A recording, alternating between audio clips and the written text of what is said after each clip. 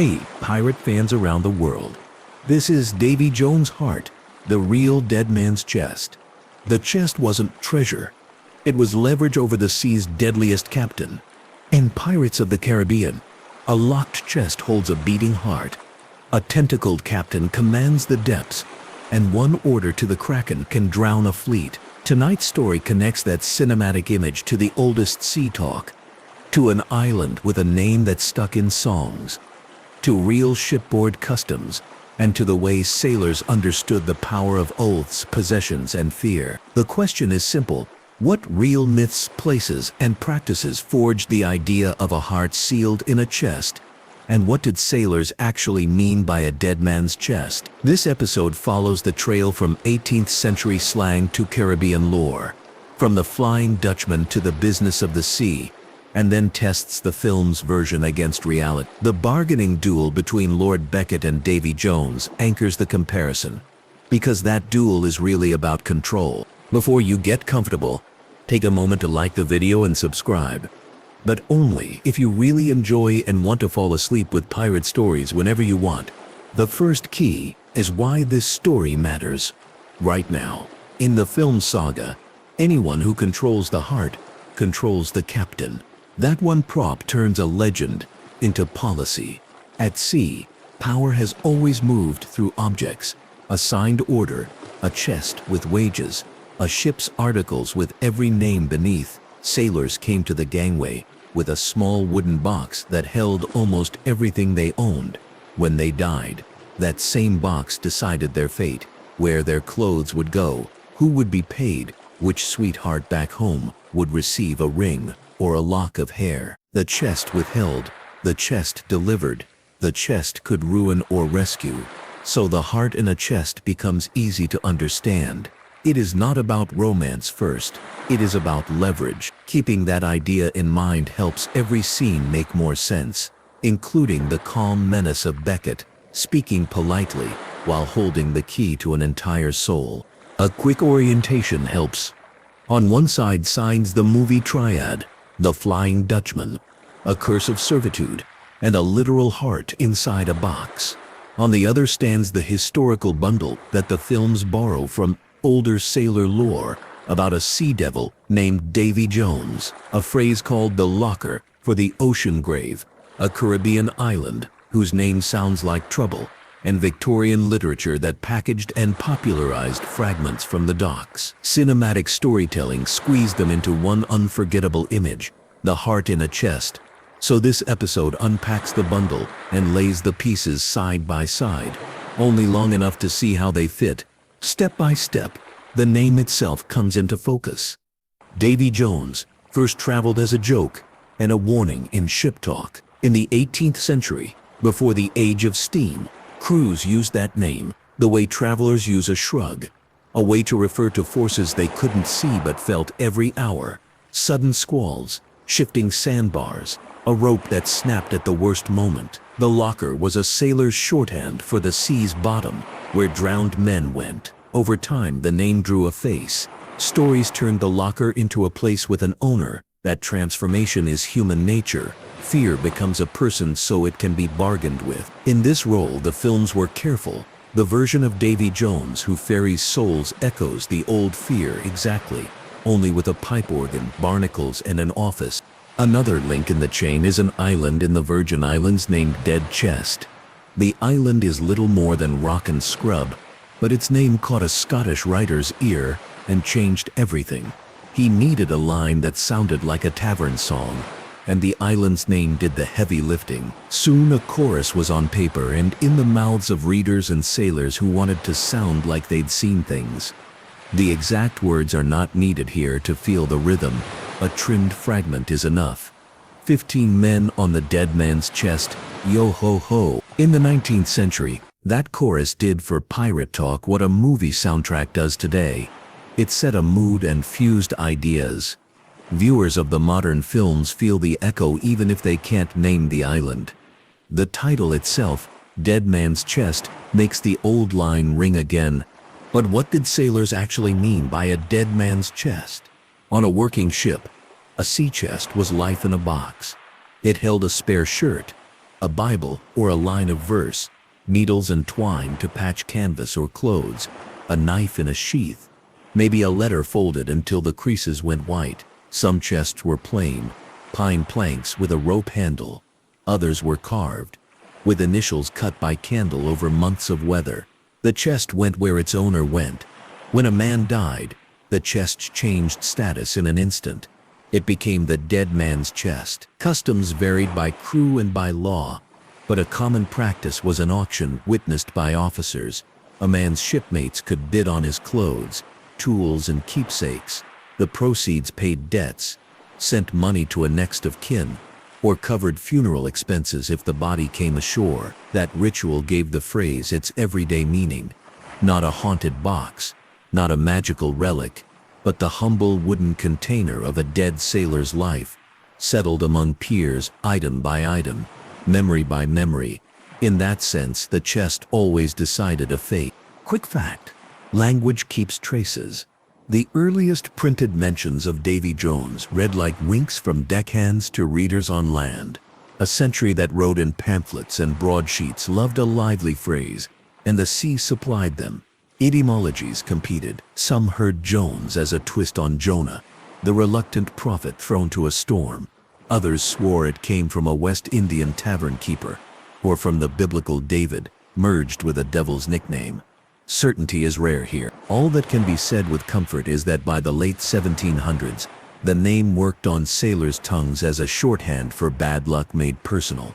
That's why the film's writers stitched multiple strands into one villain, because that's what sailors had already done, only over generations. A related legend, older and colder, drifted down from northern waters, the ghost ship that can never make port.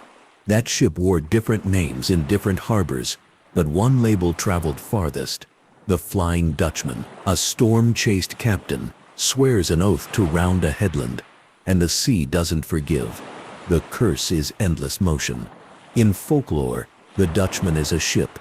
In the films, the Dutchman receives a captain, and that captain receives a heart that can be claimed. The fusion makes emotional sense. A ship that legally belongs to nobody still needs a soul for audiences to care. Turn the ship into a person, give the curse a face, and tension appears the moment someone slides a key into a lock. Hearts in boxes also have a quieter history, one that never needed a kraken. In Europe, a heart sometimes traveled apart from a body for reasons both practical and tender.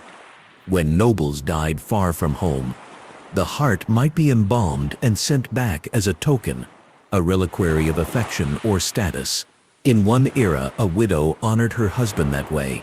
In another, a conquering hero's heart went to the city that loved him most. The practice crossed borders. The sea made new versions possible.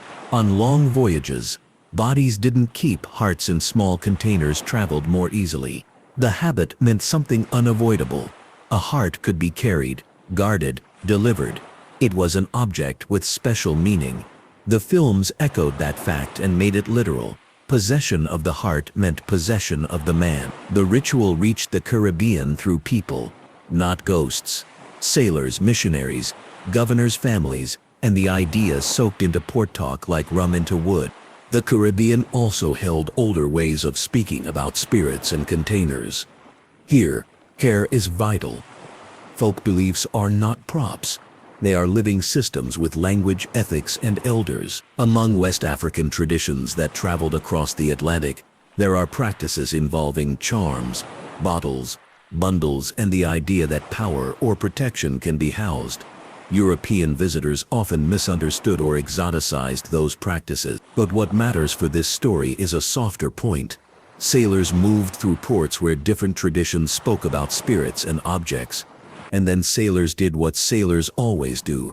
They told stories on deck in their own word. Over time, threads from African, European, and island beliefs shared a marketplace with tavern gossip and sea jokes. The result was a stew of images, bottles with something inside, knots that held a wind, treasures that carried luck, and names like Davy Jones that could be spoken with a grin or a shiver. The films do not name those lineages outright, but one character, Tia Dalma, embodies the syncretic reality. a figure who knows how containers bind, who speaks of debts, blood, and choice. She is fiction, but she hints at real contact between worlds. Wreck archaeology grounds all this with splinters and iron. When divers open a centuries-old hull, they sometimes find a sea chest pressed by time into the shape of the plank it rested on. Hinges rust to lace. Locks fall apart if touched, but inside, life waits. A comb missing teeth. A clay pipe, coarse thread wound around a tag. A playing card, a coin in a pouch, stiff as bark. Letters hide in the false bottom. The ink bleeds, but something legible remains. These are not dramatic finds, and that is their power. They show what a chest really was. Memory and means, made into a single object. In that light, the silver-trimmed chest in the films reads as a fantasy version of an ordinary truth. On real decks, a captain's safe might hold wages, and a manifest in a berth. A seaman's chest held the rest. The difference between those two compartments, wages and keepsakes, maps cleanly onto the film's idea. One chest holds a heart because the other chest already holds a life. To feel the texture of old voices without inventing words, a narrator can point out the rhythms of actual records. Court minutes from an admiralty case read like the sea in plain speech. Name, port, tonnage, then trouble. A list of effects itemizes a man's possessions as if listing the parts of a small country. A newspaper column carries a few lines for those drowned in sight of land. Each scrap favors duty over drama, and the absence of adjectives makes the facts ring louder. A listener can picture an officer announcing an auction on deck. A purser making a list as each shirt and knife goes to a bidder, and the coins counted into a small bag for a wife in Plymouth, or a mother in Bridgetown. The way the documents speak, spare, exact, matches the way sailors often spoke of Davy Jones. Not much was needed. Everyone knew the rest. All this leans toward a single idea: the heart as leverage. Contracts ruled the sea. Articles of agreement described every share, every rule for plunder, every promise that kept the crew together. In naval service or in private ventures, bonds and debts could force a man to stay under a flag he didn't love. Impressment gangs took men against their will. Chartered companies acted like governments, and governments sometimes acted like companies. Seals and signatures carried lives as certainly as ropes carried sails. With that reality in mind, Beckett sliding a document across a desk feels more dangerous than a pistol cocking in a fight. Paper can lock a man up. A chest can do the same. The metaphors in the movie are not accidents. They are dramatized versions of very old truths. At sea, oaths mattered, because proof was hard to keep. A captain's word and a crew's trust had to survive months without witnesses. So men invented rituals to scare each other straight, swearing over a Bible, over articles, or over a token that meant something dearly bought. Sometimes men bled into a cup. Sometimes they cut a coin and kept halves. The deeper the sea, the more a story about binding choices became attractive. In that way, the film's scenes of bargains written in a language the waves accept fit the psychology. The point is not whether a tentacled captain truly counts the years of service with a touch of his claw. The point is that a sailor listening on a night watch would nod and say, "I choices bind." In the background, a phrase like Davy Jones's locker does the same job with fewer syllables. It puts the fear of breaking taboos into a picture anyone can hold. The locker itself meant more than just drowning. A ship is a machine for discipline. Men sleep shoulder to shoulder, work in every season, and trust each other with ropes and iron that can kill. Officers needed a way to speak about consequences without constant violence. The sea supplied it. The locker became a warning. Storms and leaks gave the warning teeth.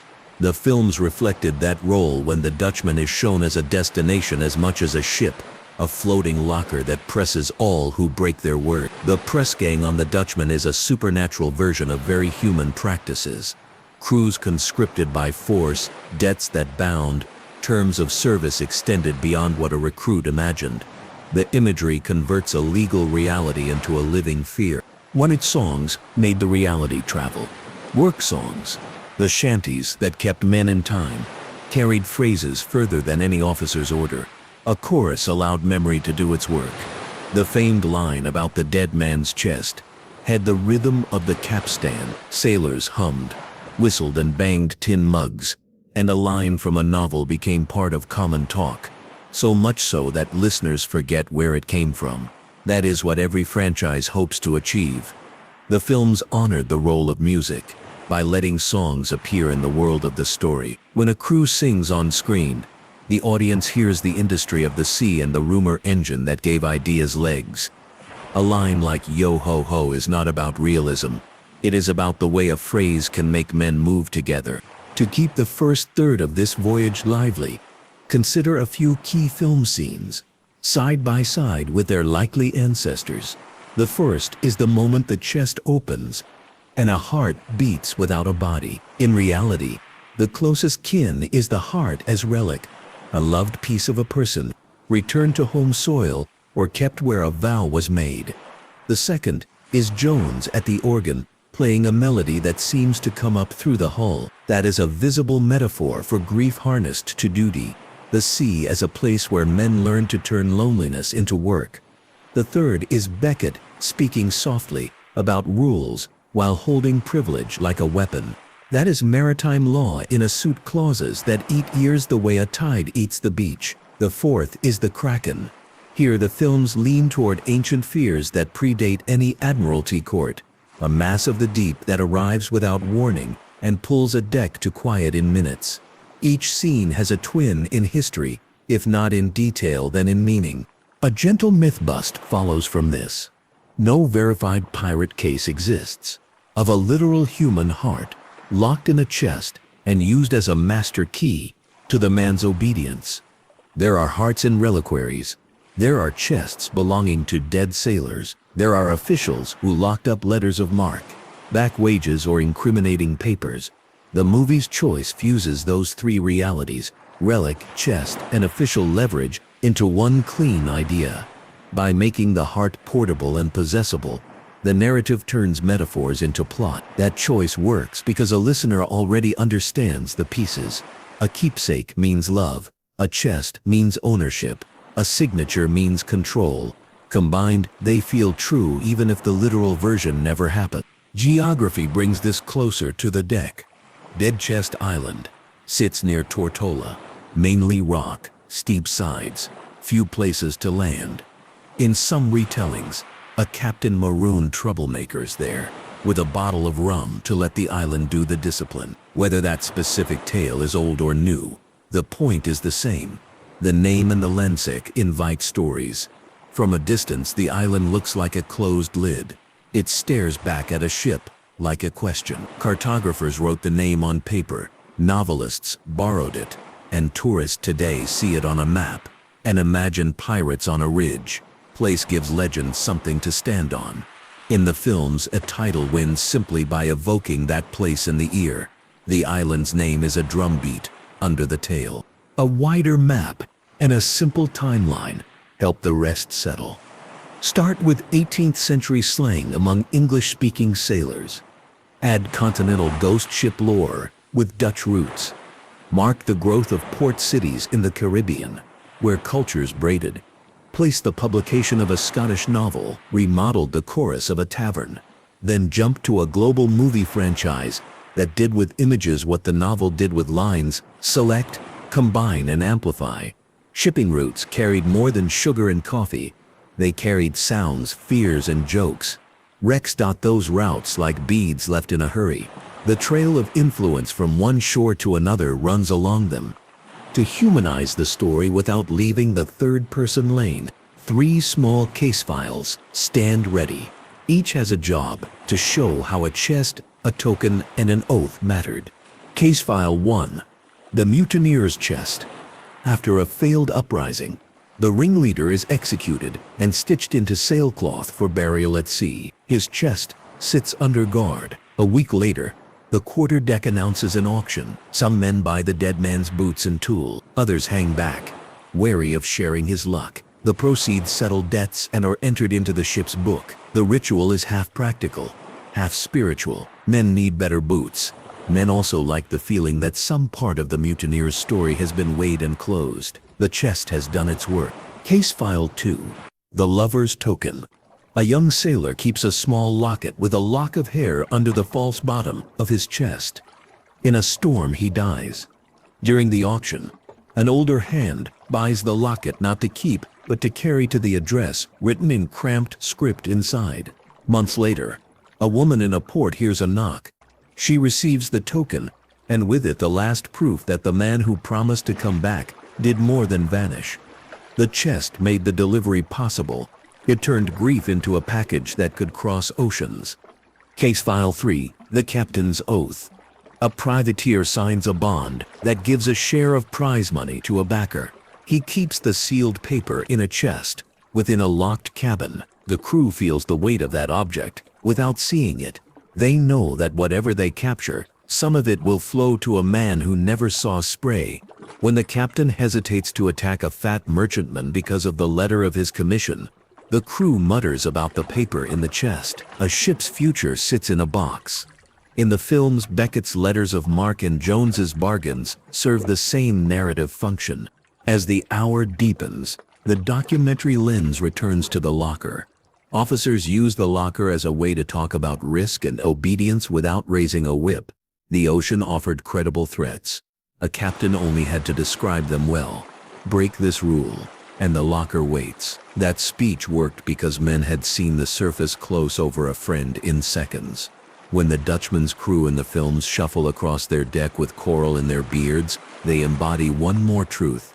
The sea takes and gives back, but rarely on terms anyone would choose. Music deserves a last turn before the microscope moves to the films again. Work songs didn't just coordinate labor, they also taught vocabulary to new hands.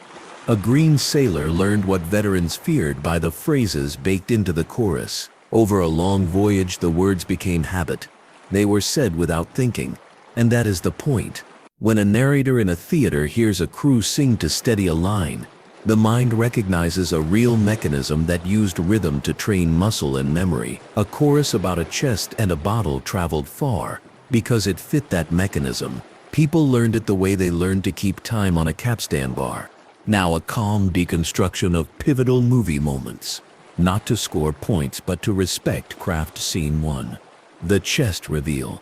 The tension comes not only from the beating organ inside, but from the social rules around it. No one in the room pretends that this is just a curiosity. Everyone instantly understands that whoever holds the chest sets terms. That is exactly how a chest with wages or papers worked on board. Possession meant authority. Scene 2. Davy Jones plays an organ made of the ship's bones. The image turns a common sailor truth into spectacle. Men at sea sat with their thoughts for hours, and routines became a substitute for comfort. The organ is the work of a man who cannot stop working even when the work is music. Scene 3. Beckett's bargain. Two kinds of power meet across a table. One man has muscle that can sink a ship. The other has system power, laws, money, government, able to command fleets without lifting a cutlass.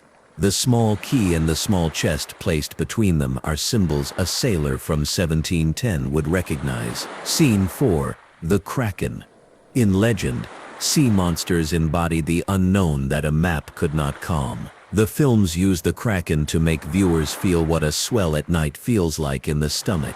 A slow, heavy force that lifts everything and then drops it without apology. Scene 5. The final transfer of power. When the heart changes hands, loyalty moves as if pulled on a rope. That is a simplification. In real life, men balk and bargain, but many listeners would have recognized the concept. After all, conscripts followed paper, not charisma. At this point, the mythbust deserves a quiet, clear conclusion, so the rest of the video can build on certainty. No record shows pirates or privateers keeping a literal beating human heart in a box as a control device. What history does show: heart burials, chests full of effects, and official containers with documents that bound men to terms they could not easily escape. The power in the movie prop is metaphorical, and that is enough to make it feel true. Legends live when they tell a truth about people, even if they don't show a literal event. The truth here is that Control at Sea often had a container, a lock, and a man with a key. Returning to geography, the island called Dead Chest deserves a gentle field guide. It is uninhabited, ringed by cliffs, and close enough to Tortola to be a day trip by modern boat. On older charts, the name sits like a warning label. Some later travel writers claim a tale of a captain marooning men there with a single bottle of rum. Whether that story is patchwork or preserved memory, the island's label did the work it needed to do. It made listeners picture a lid and a grave in one shape. The films borrowed the island's name as a spell. The name does not prove a practice. It gifts the story a coastline, a broader timeline. Steadying all these threads may help late-night viewers keep track without effort. In the early 18th century, Davy Jones swims onto the page as a figure in sailor slang. The locker means the deep. Throughout the century and the next, ghost ship tales multiply, with a Dutch vessel becoming a favorite target for nerves and imagination. In the 1800s, a novelist stitches together images from maps and taverns, and a chorus becomes common property. In the 20th and 21st centuries, film studios turn the stitched cloth into a sail. The timeline is long enough that no single person made the myth. It grew like coral from many small creatures building together in the same water. To keep minds awake, 3 brief case studies step in from different angles: history, culture, and psychology, and each points back to the central idea without repeating it. First, a short look at auction customs when a sailor died. That ritual was not just about money, it gave the crew a way to act out an ending. Ships are full of half-finished stories. A chest closed helped men move on. Second, a glance at keepsakes that traveled farther than their owners, which is why locks of hair and small rings mattered. Objects in a chest replaced tombstones the sea could not provide. Third, a cool look at how oaths and papers became the floor beneath the profession. Without a contract, a voyage had no shape. With a contract, a man could be caught in a shape he wished he hadn't chosen. A letter in a chest could feed a family or chain a life. An interactive segment belongs here without breaking the calm. Common questions rise whenever this legend surfaces, and each can be answered plainly. Did sailors believe in the Kraken? Some did, especially before deep-sea science offered different stories for floating masses and strange currents. Did Davy Jones refer to a specific man? Not at first.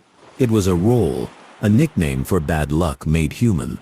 Were there real examples of hearts separated from bodies? Yes, particularly among elites whose families valued a return of some part when a full burial at home was impossible. Is the heart in chest idea unique to these films? No, literature had long played with body parts as relics, but the films made it crisp and placed it at the center of a bargain. Theories from viewers tend to cluster around secret societies and occult containers. The best way to hold those ideas is to notice how cultures everywhere talk about binding promises to objects. The Caribbean, with its mix of traditions, offered good soil for those thoughts to bloom. A wider psychological frame gives the story its final shape. Hearts mean loyalty and love. Chests mean secrecy and ownership. The sea judges by rules that do not bend. Early modern sailors personified that judgment, because a person can be begged, bargained with, or blamed. A storm is just a storm. A man with a name opens possibilities, even if he is a devil in a joke. That is what makes Davy Jones a perfect partner for drama. He is fear with a handshake. He is the locker made polite. The franchise distilled centuries of worry into one image, and then hung the plot upon it. A box that talks, not with words. No box speaks, but with terms. The chest says, this is who owns whom. All of this culminates in a gentle restatement, so that the end of the video lands with a clear answer to the title. The real dead man's chest was a sailor's wooden box, ordinary and vital, turned over to shipmates when its owner died, and emptied with care. The words also live on an island's map label that later lent music a rhythm and fiction a mood. Hearts did travel as separate relics, especially among people of status, and ports around the Caribbean carried spiritual traditions in which containers could hold something more than tools, contracts, and debts. In their own way, locked men up as tightly as any iron clasp. The films fused those pieces into a single, iconic device: a human heart in a chest, a lock, a key, and a promise that whoever holds the box holds the man. With the map rolled up and the chest shut, an ending stares out across smooth water. Owning a heart is just another way to own a man at sea. That is the moral the films choose and the lesson the records allow. For those who like to keep the voyage going, the next port could be the Kraken's blueprint, or the record of a privateer who played with rules until rules played with him. For now, the lid closes with a soft click. The image of a chest lingers because it is both simple and true. Control in a world without fences must be made small enough to carry. Quick reset for the long watch ahead. Earlier, the first 10 minutes traced the chain from movie to map, from slang to chest, from oath to organ. A new segment promises fresh light, where laws and legends shake hands and how the Flying Dutchman keeps its grip on modern minds. From here, the narration widens without rushing. Maritime law created a universe where a line of ink could change a life. Letters of marque transformed criminals into assets and merchants into enemies with a signature. In such a universe, the possibility of a heart in a chest feels like a natural symbol. The heart is the thing that cannot be faked. The chest is the place that makes it private. The lock is society looking on and saying this deal counts. Even on ships that flew the black flag, rules were everywhere. Pirate articles described pay, duties, and fines. A man who stole from the common stock might lose an ear, or more likely a share. The democracy of the deck lived under the shadow of swift judgment. That combination, freedom and rule, made pirates feel larger than life. But it also made them human. They needed a way to hold each other, and the chest once again served. Consider the small rituals on board that turned wood and rope into civilization. A chest at the foot of a bunk drew a rectangle around a man's privacy. No doors, no rooms, no locks except that box. On watch, a sailor knew that his world reduced to a circle of lamplight and a touch on the wheel. Off watch, his world reduced to the smell of tar, the warmth of bodies, and the feel of the lid's edge under a palm. That tactile detail explains why chests haunt language. They carried what couldn't be worn. They carried a person's past and hopes for the future. When crews spoke of a dead man's chest, they spoke of loss and inventory, not horror. But grief and bookkeeping naturally share a table at sea. Men live and die on schedules set by wind. The locker hovered beneath those schedules. In a storm, waves slap the hull from angles that make time feel lateways. In fog, bell strikes and a lookout's voice create a world bounded by sound. A good captain thinks in probabilities and keeps discipline. Because the sea already punishes, the locker is a metaphor for that automatic punishment. Nobody needs to do anything for it to swallow. Calling the abyss a locker domesticates the threat a little. A locker is a cupboard, something seen and organized. Sailors brought the endless into the scale of a ship, and the name stayed because it helped. The Flying Dutchman legend gave the abyss a face even before cinema. The oath-breaking captain in those stories is a study in consequences. He speaks big, and the sky answers bigger. Ghostly sightings of a ship that vanishes at the edge of vision fed the story for centuries. Some reports probably came from temperature layers bending light. Some likely came from nerves and boredom. But the point is not optical physics. It is that men believed enough to gossip. The films took the gossip and did what stories do at their best. Respect the feeling while changing the furniture. Instead of a nameless cursed captain, the audience receives a specific one. Instead of a vague oath, there is a contract in a chest. The visual language lets modern viewers feel what old sailors felt without sharing their weather. Hearts as objects traveled into maritime life through religion as much as romance. A heart reliquary might rest in a chapel where men prayed before a voyage. A captain's wife might keep a relic in a drawer as proof of her husband's promises. Because the sea makes every delivery hard, any safe delivery feels holy. Boxes became shrines because boundaries became safety. The chest in the film is dark and ornate. It looks like a portable altar as much as a coffer. That design choice guides the eye without words. This is not just a container, it is a statement about control and care. Cultural exchanges in the Caribbean layered meanings with each tide. Ports served as schools. A sailor learned new games, songs, spices, and ideas in a single afternoon on shore leave. A small bottle with a bead and a scrap of paper inside might be bought as a charm. A bundle tied with red thread might be carried under a shirt. These objects sometimes traveled back to Europe, where their meaning loosened and folklore writers reinterpreted them through different lenses. In this two-way traffic, the idea of spirit in container or luck in a packet got a European gloss and a sailor's twist. Later artists pulled from that blended shelf. When a film sets a witchy figure in a mangrove swamp with a shelf of jars, it is reflecting a century of layered images. The care a modern narrator must take is not to mistake image for original practice. Respect lies in admitting layers. On wrecks, historians read carpenter's marks carved inside lids. The marks look like small runes, but are really practical. A maker's signature, a tally of wood, a way to match a lid to a base when multiple pieces lay on a bench at once. Those marks prove that chests were built quickly and locally, not always in a grand shop. A sailor might commission one between voyages from a craftsman who also built stools. The chest was never rare. Its meaning made it special. In a similar way, many of the film's props are ordinary things: keys, ropes, nails, made grand by lighting and context. The chest stands out because it sits at the intersection of prop and metaphor. Primary documents build trust, even if listeners never see them. Admiralty courts recorded who owned what, who promised what, and who broke what. A list of seized goods after a pirate capture reads like a market stall.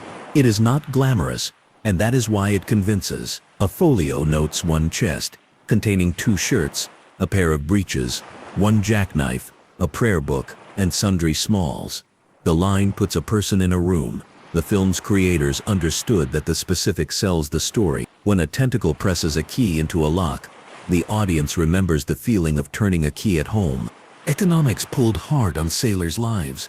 Shares of loot, if the flag was black, were calculated with a math that men argued over for hours.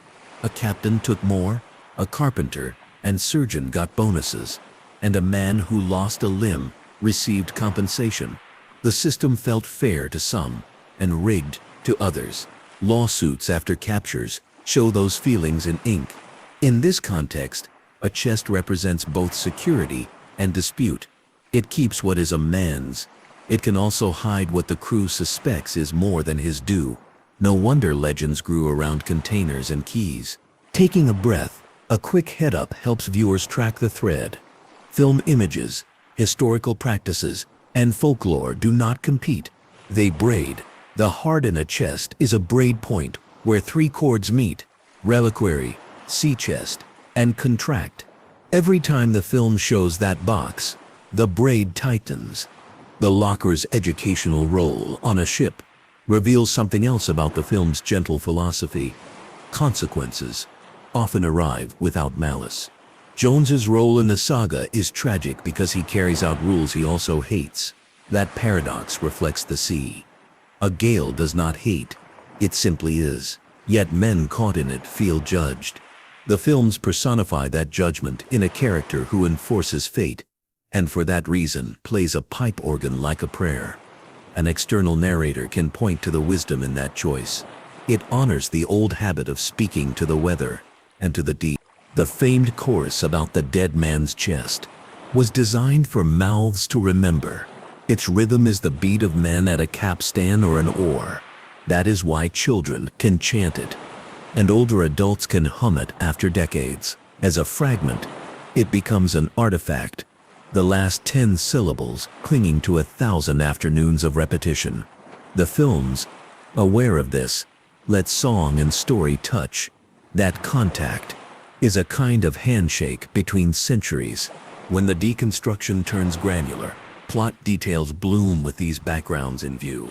The heart gives the Dutchman a legal owner. The owner of the heart gains a tool no court can overturn. Such an object would terrify anyone who knows how fragile paper authority can be in a storm. In the real world, letters of marque could be revoked, mislaid, or questioned. A heart in a chest cannot be negotiated away. The decision to center the saga on such an object therefore delivers a reliable spine. Characters can chase it, lose it, and fight over it, without needing a new rule in every chapter. To test the legend's fitness for reality one last way, imagine an 18th century deckhand transported to a modern theater. He watches as a nobleman wields a small key against a sea demon. Would he laugh or nod? He would likely nod at the key, the lock, the chest, and the way men's faces go tight when someone else owns those things. He would be puzzled by the living tentacles, but would understand their job, make the invisible visible. The story's heart is intelligible across time, because the image families are old, oaths and ownership, bodies and boxes, fear and function. Circling back to Dead Chest Island, a patient glance notes how place names hold power. Long after the original reason for a name fades, the word continues to shape thought. Listeners picture a dead man when they hear the phrase, regardless of whether the phrase ever meant that on a clerk's desk. In that sense, language itself builds the chest. A name boxes a picture for the mind to carry away. The movie title took a pre-boxed picture and painted it brighter. The segment that invites viewer theories can do so without breaking the documentary mood by phrasing curiosities as observations. Some wonder whether sailors truly believed in binding magic. Others ask if stories about bottles with storms trapped inside were ever more than tall tales. Both points return to the same principle. The sea breeds a desire to feel in control. Objects with stories attached, bottles, knots, chests, offer that feeling. Whether the control is real is almost beside the point.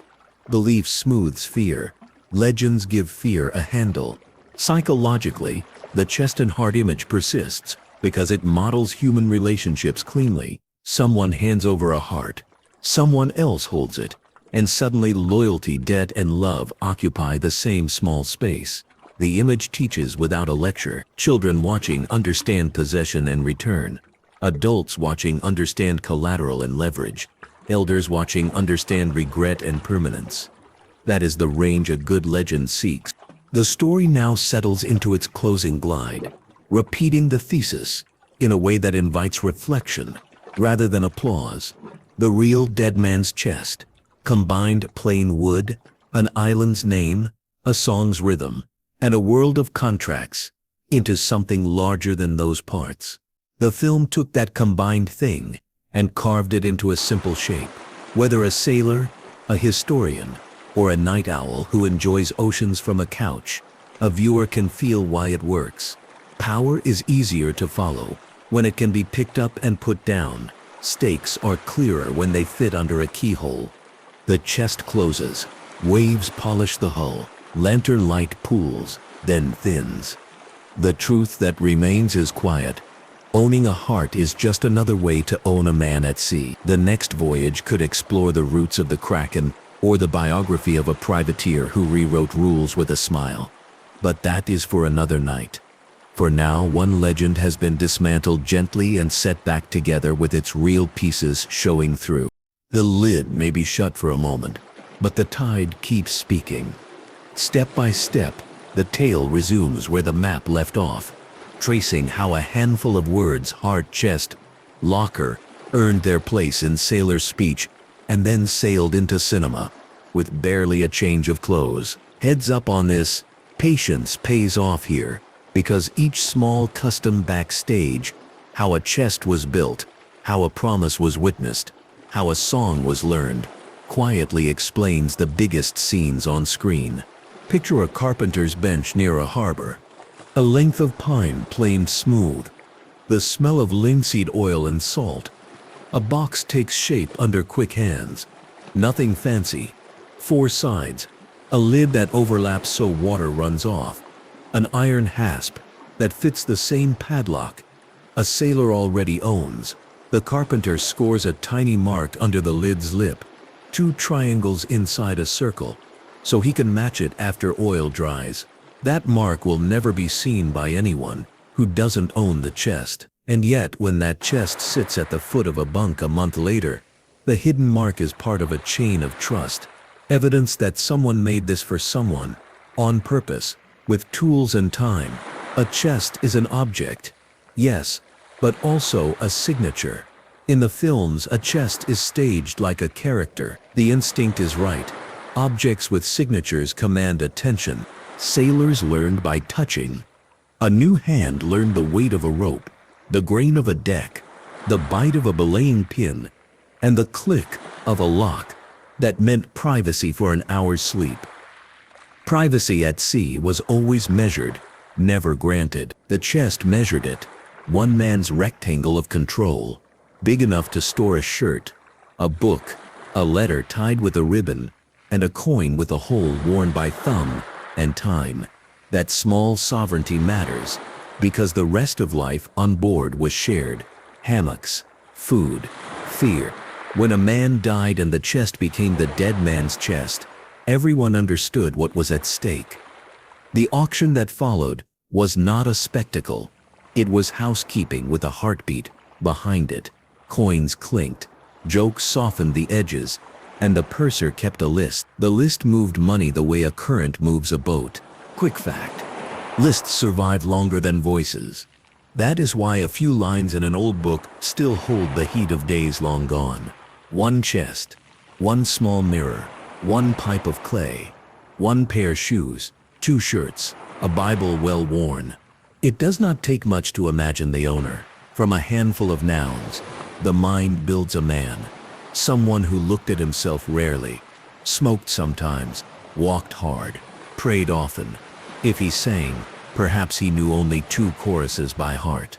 If he told jokes, perhaps he saved the best one for the fellow on the next hammock.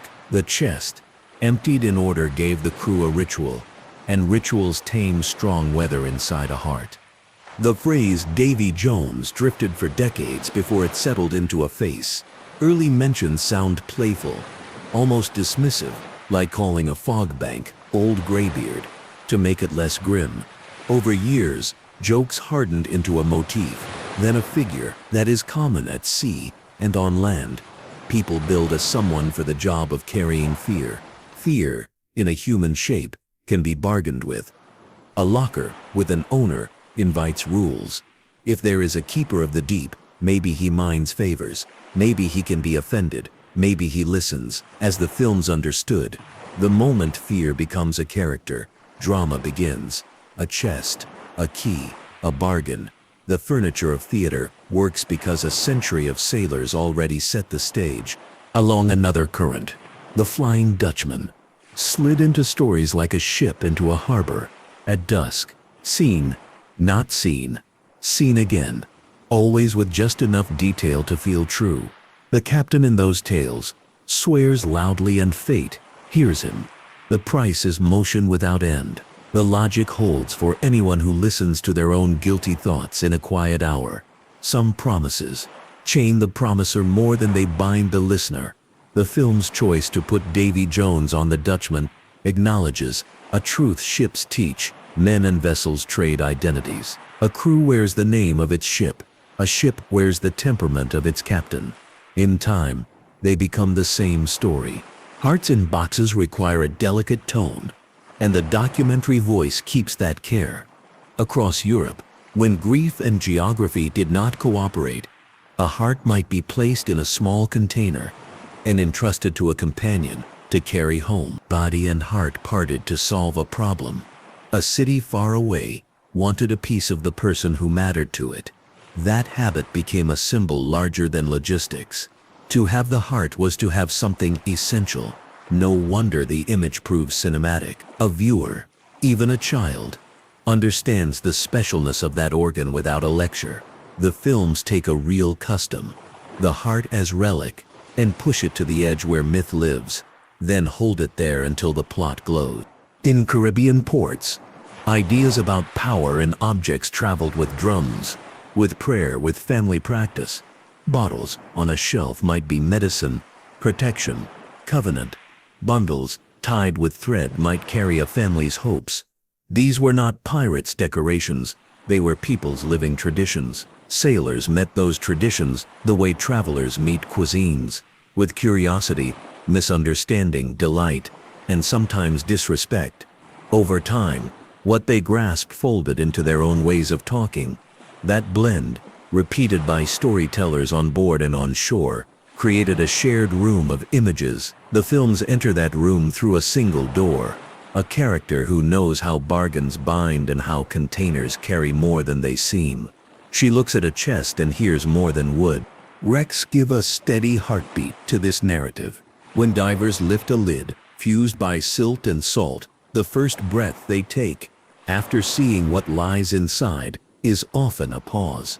A plain cup, a small wooden cross, a slate with numbers scratched by an uncertain hand. These pieces of a life refuse romance, and that refusal makes them beautiful.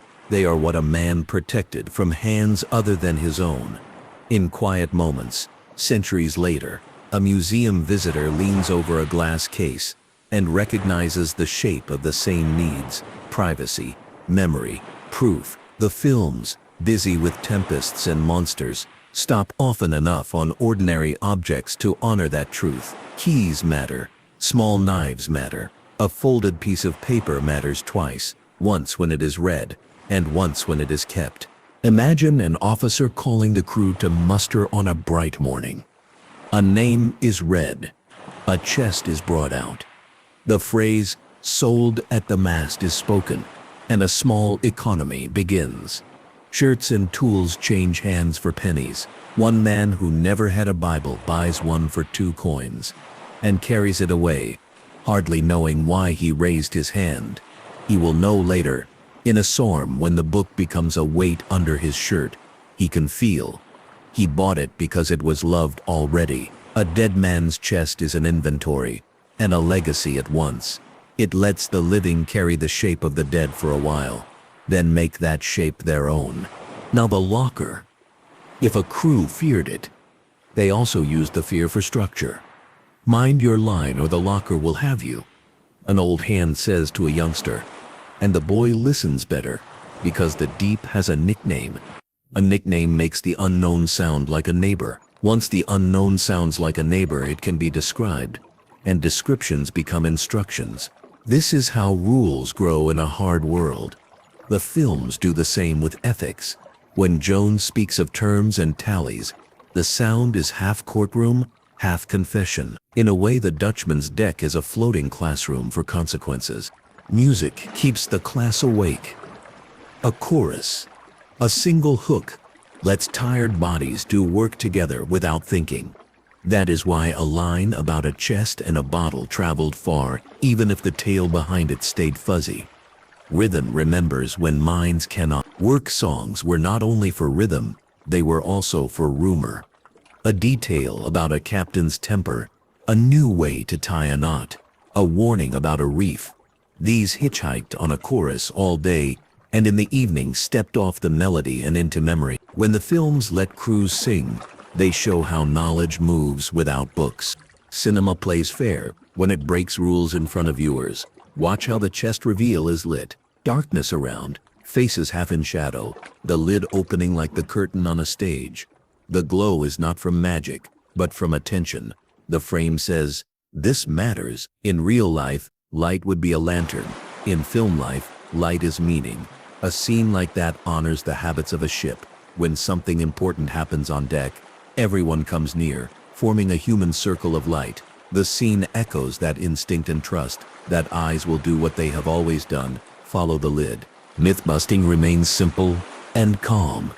No stack of sources can produce a pirate captain who kept a literal human heart in a chest to command a crewman as if by contract.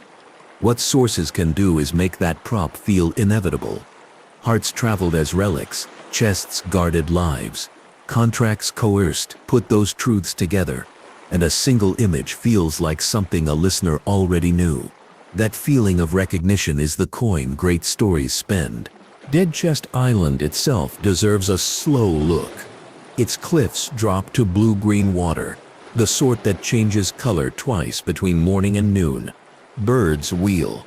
A swell breaks on a ledge with a sound that carries better than a shout from a small boat. The island looks like a lid set on the sea by a giant's hand. No beaches invite. That unfriendliness is part of the spell. Names often follow shape. The name here followed both shape and a rumor of discipline, whether or not men were ever left there with a bottle of rum. The image is strong enough to generate its own weather. A good story does not wait for permission to grow. On charts, names like this sit beside tiny crosses, marking wrecks. Each cross is a short story with the middle torn out. Somewhere a chest cracked open and took on water. Somewhere a man tried to lift two things, his bag and his friend, and had to choose. Somewhere a crew counted survivors and then counted again. The map with crosses is the documentary's quiet chorus. It is worth returning to that sheet of paper twice in an hour just to remind eyes that legends grow along real roads. A timeline in words can be traced without dates to keep the pace smooth. First, sailors joked about a locker with a keeper. Then, listeners liked the joke enough to repeat it in print. Next, a ghost ship's outline met a captain with a temper, and together they sailed farther than either story would have alone. Then, a novelist picked up a name from a chart and built a chorus that hooked generation. Finally, a set of films struck the anvil with a single blow, heart in a chest, and sparks flew in all directions. Anyone hearing this timeline can rest a legend grew honestly, from small to large with no need to cheat. 3 case files already showed how chests live on deck. More can be opened without losing the gentle pace. Consider an apprentice on his first voyage who keeps a small slate in his chest to practice sums at night. He calculates shares of imagined prize money as if arithmetic could buy sleep. When his chest is opened years later after a fever, the slate still shows half a problem. The chest keeps the unfinished act. Or picture a boatswain who carves a compass rose inside his lid over months. Adding 1 spoke after each calm day, when the chest is sold, the rose travels to another pair of hands. That new owner, decades later, opens the lid and feels steadied without quite knowing why. Or think of a surgeon who keeps a ledger in his chest, listing amputations performed, not to boast, but to remember the men who trusted him. When the ledger is found, the entries make a kind of prayer. None of these stories require invention beyond the frame real life provides. Men, time, objects, care. Viewers often ask about the Kraken. Was it ever believed to be real? Belief is a tricky word on a deck. Men believed what helped them act quickly and survive.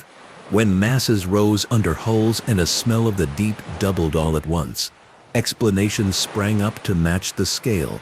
A monster is a name for the size of shock. Later science gave other names: currents, upwellings, schools of fish that move as one body.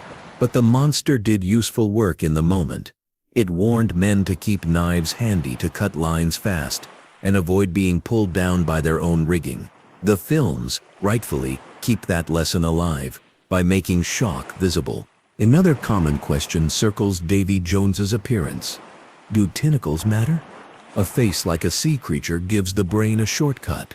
Here is a soul who belongs to the deep more than to the deck. Barnacles, shells, and coral growing where skin should be are a language of attachment.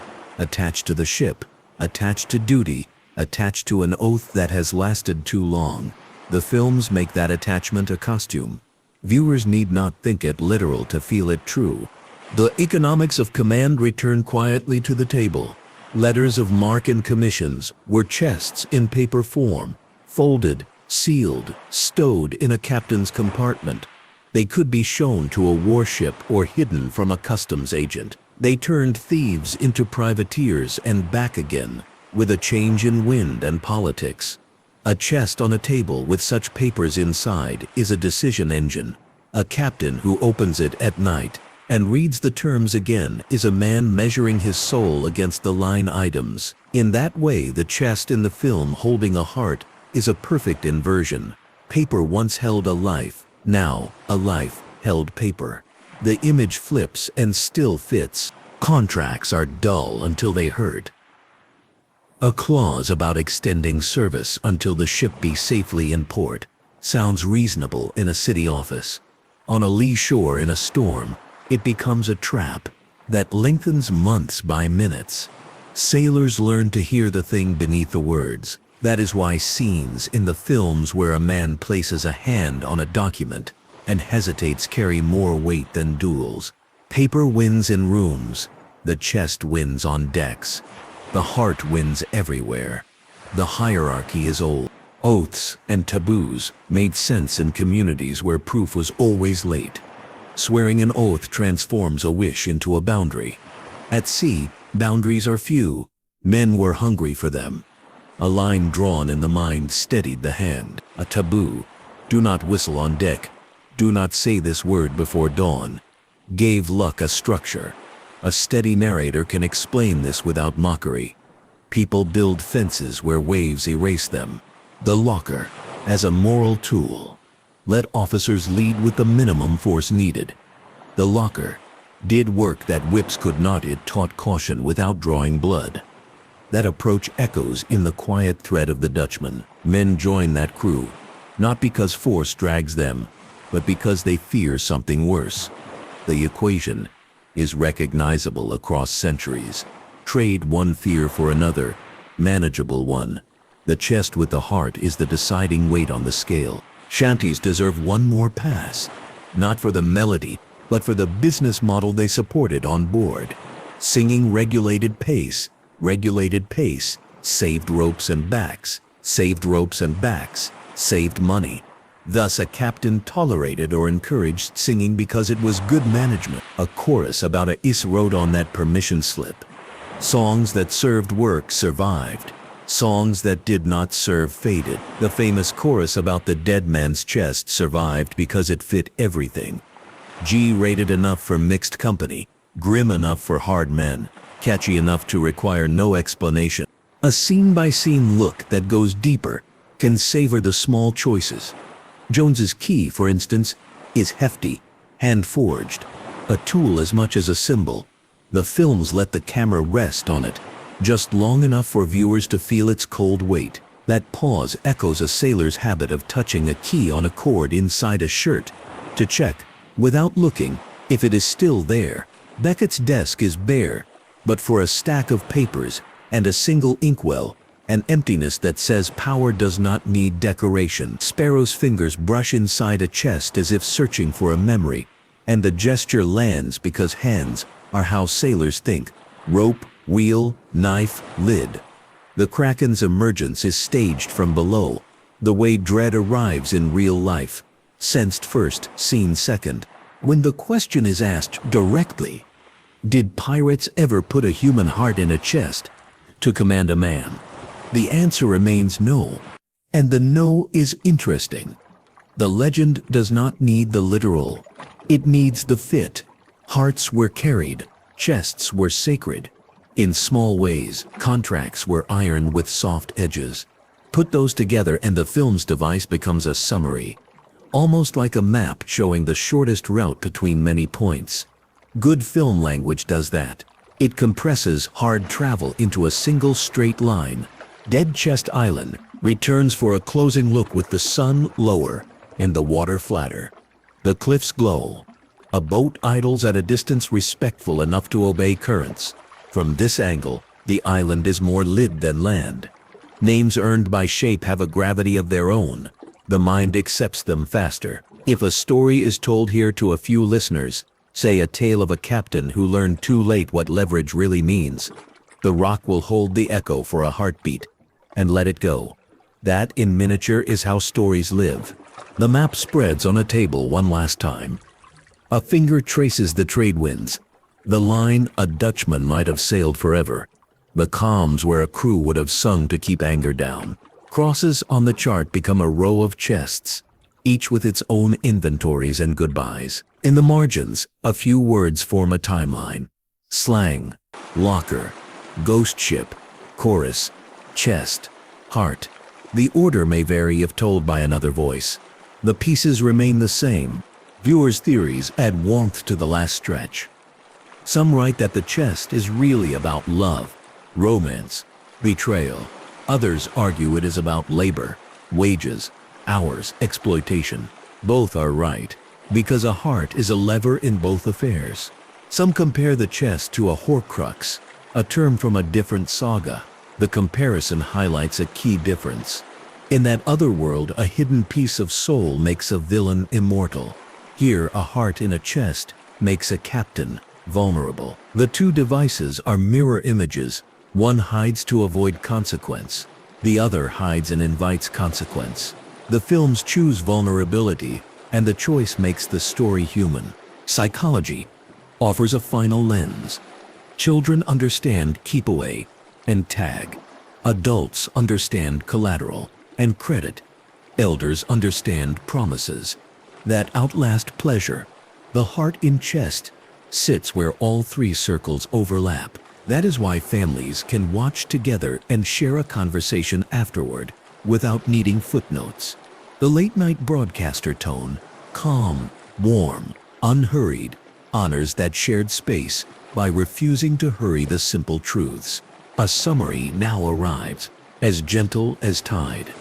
The real dead man's chest was a sailor's box of life, turned when death came into a community event that settled accounts and memories.